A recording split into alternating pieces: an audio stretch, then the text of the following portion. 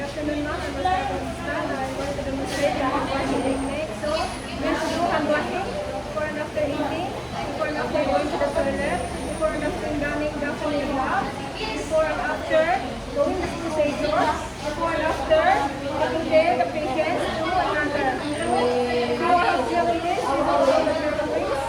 If you're willing to listen, roll up after the goal, and open the pocket, use the tissue paper to open, then adjust the overflow of the water and the temperature, then start.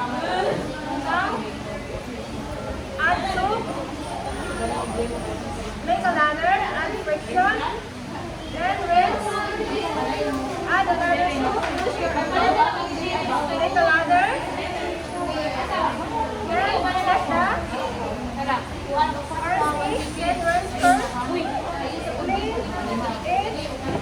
fingernails, inside the fingernails, then rinse, then another other side is under nails, then rinse, use the brush, then brush the basin and then use the brush, then pick up the brush, rinse first, then clean the hand, the nails, then rinse, then another nails,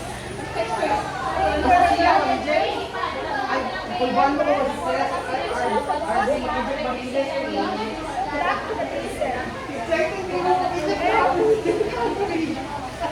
Now I'm going to demonstrate the different styles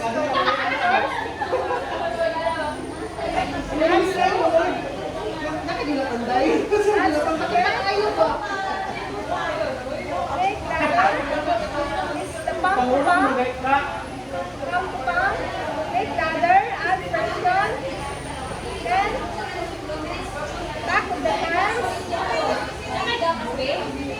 make ladder, apply friction, then fingers, backs of the hands,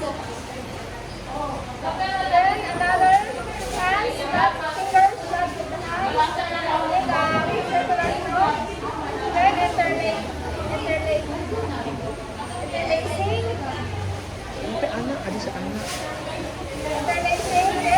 interlocking,